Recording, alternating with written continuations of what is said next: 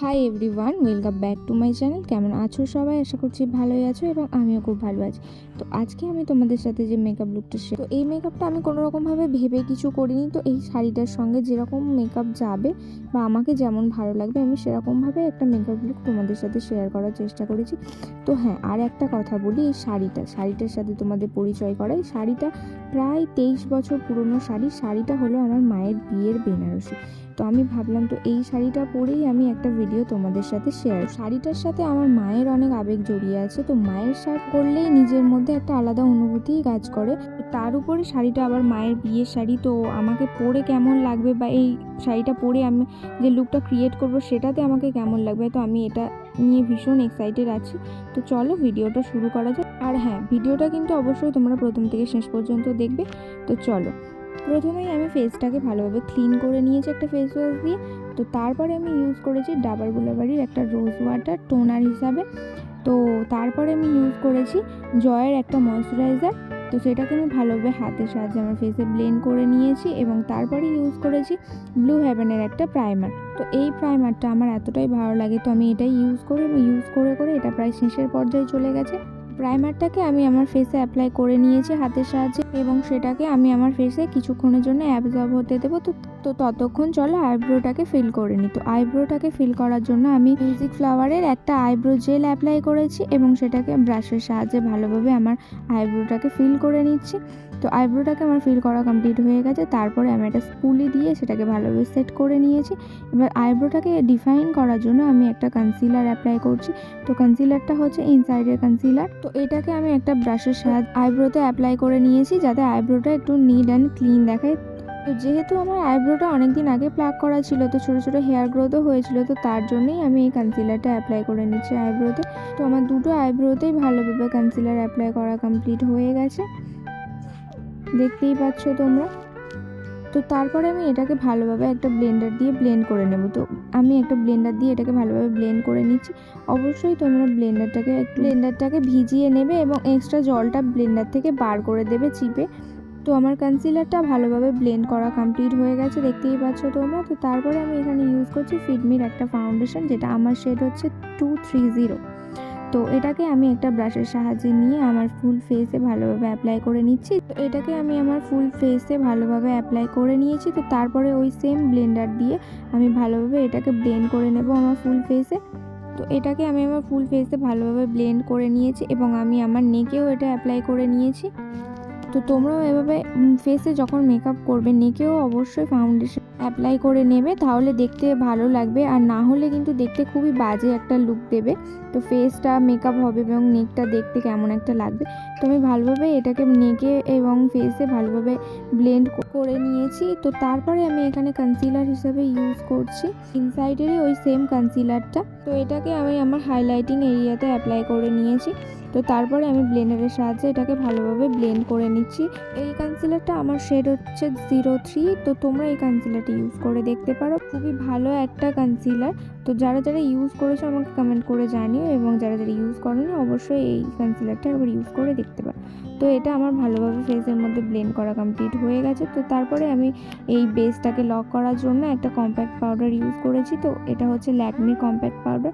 এটাকে আমি একটা ব্রাশের সাহায্যে নিয়ে আমার ফেসের মধ্যে অ্যাপ্লাই করে নিচ্ছি। তো এটাকে আমি আমার ফুল ফেসে অ্যাপ্লাই করবো, শুধুমাত্র ফেসে নয়, এটাকে আমি নেকেও অ্যাপ্লাই, যেহেতু আমরা ফাউন্ডেশনটা শুধু ফেসে নয় নেকেও অ্যাপ্লাই করেছিলাম, তো তার জন্য এই কম্প্যাক্ট পাউডারটাও আমি নেকের মধ্যেও অ্যাপ্লাই করবো ফেসের সাথে সাথে। তো তোমরাও এভাবে করবে। তো তো এটা আমার ফেসে এবং নেকে ভালোভাবে অ্যাপ্লাই করা কমপ্লিট হয়ে গেছে। তো তোমরা দেখতেই পাচ্ছ লুকটা। তো আমি কম্প্যাক্ট পাউডার দিয়ে বেসটাকে লক করে নিয়েছি। তো তারপরে এখানে ইউজ করব আমি কন্ট্যুর এবং ব্লাশার। তো তার জন্য আমি মার্সের একটা প্যালেট থেকে কন্ট্যুর এবং ব্লাশার দুটোই ইউজ করছি। তো প্রথমে আমি ফেসটাকে ভালোভাবে কন্ট্যুর করে নিচ্ছি।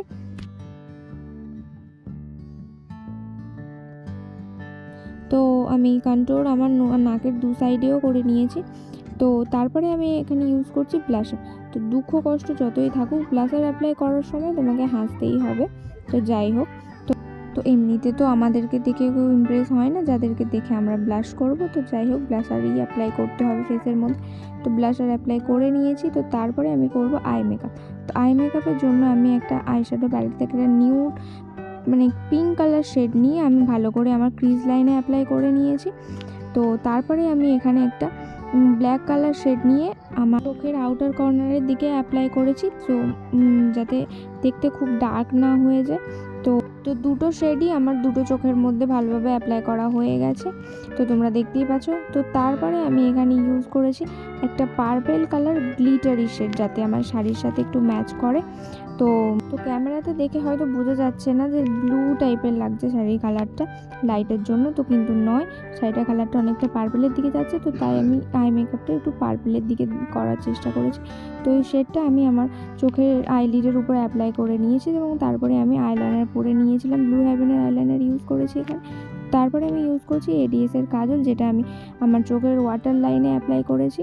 তো কাজলটাকে আমি দুটো চোখের ওয়াটার লাইনে ভালোভাবে অ্যাপ্লাই করে নিয়েছি, এবং তারপরে একটা পেন্সিল ব্রাশের সাহায্যে একটা ব্ল্যাক কালার শ্যাডো নিয়ে আমি এটাকে ভালোভাবে স্মাচ করে দিয়েছি, যাতে বাজেভাবে কাজলটা ছড়িয়ে না যায়। তো তারপরে আমি এখানে একটা পার্পেল কালারও ইউজ করেছিলাম, তো সেটা দিয়েও আমি একটু স্মাচ করে দিয়েছিলাম। তো তারপরে আমি এখানে ইউজ করছি ব্লু হেভেনের একটা মাস্কারা, তো এটাকে আমি আমার দুটো চোখে ভালোভাবে অ্যাপ্লাই করে নিয়েছি, তো তোমরা দেখতেই পাচ্ছ। তো তারপরে আমি এখানে ইউজ করেছি হাইলাইটার। তো হাইলাইটারের জন্য আমি এখানে নিয়েছি সুইস বিউটির এই প্যালেটটা, যেটার মধ্যে 5টা হাইলাইটারের শেড আছে। তো এর মধ্যেই আমি একটা হালকা পিঙ্ক টাইপের একটা শেড নিয়ে আমি আমার হাইলাইটিং এরিয়াগুলোতে হাইলাইট করেছি। তো তোমরা দেখতেই পাচ্ছ আমি নোজেও অ্যাপ্লাই করেছি এবং ফোরহেডেও অ্যাপ্লাই করেছি। তো আমি আমার হাইলাইটিং জোনগুলোতে হাইলাইটার ভালোভাবে অ্যাপ্লাই করে নিয়েছি। তারপরে আমি এখানে লিপস্টিক অ্যাপ্লাই করবো, তো তার জন্য আমি দুটো শেড নিয়েছি, একটা হচ্ছে একটু ডার্ক মেরুন কালার এবং একটা হচ্ছে পিঙ্ক কালার। তো ডার্ক মেরুন কালার শেডটা নিয়ে আমি একটা ব্রাশের সাহায্যে আমি লিপসে ভালোভাবে একটা বর্ডার তৈরি করে নিয়েছি। তো আমি এভাবেই দুটো কালার মিক্স ম্যাচ করে পরতে খুবই পছন্দ করি, তো দেখতে খুবই ভালো লাগে। তো তারপরে এই বর্ডারটা ক্রিয়েট করা আমার কমপ্লিট হয়ে গেছে। তো তারপরে আমি এখানে আমার লিপসের মাঝ বরাবর পিঙ্ক কালার শেডটা নিয়ে অ্যাপ্লাই করে নিয়েছিলাম। তো ফাইনাল রেজাল্ট তোমরা দেখতেই পাচ্ছ, লিপস্টিকটা দেখতে কতটা সুন্দর লাগছে। এবং তারপরে আমি পিএসির এই ফিক্সারটা অ্যাপ্লাই করেছি মেকআপটা সেট করার জন্য। এটাকে আমি আমার ফেসে অ্যাপ্লাই করে কিছুক্ষণের জন্য এটাকে সেট হওয়ার জন্য রেখে দিয়েছিলাম। তো চলো ফাইনাল লুকটা তোমাদের সাথে শেয়ার করি।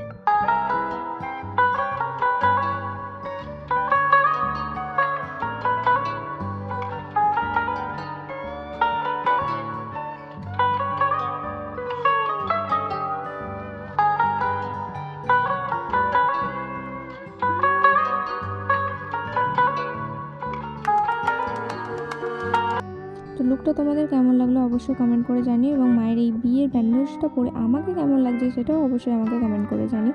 তো চলো ভিডিওটা আজকে এই পর্যন্ত। ভিডিওটা ভালো লাগলে একটা লাইক করে দিও, কমেন্ট করে দিও, শেয়ার করে দিও, এবং চ্যানেলটা নতুন হয়ে থাকলে অবশ্যই আমার চ্যানেলটা সাবস্ক্রাইব করে দিও আমার পাশে থেকে।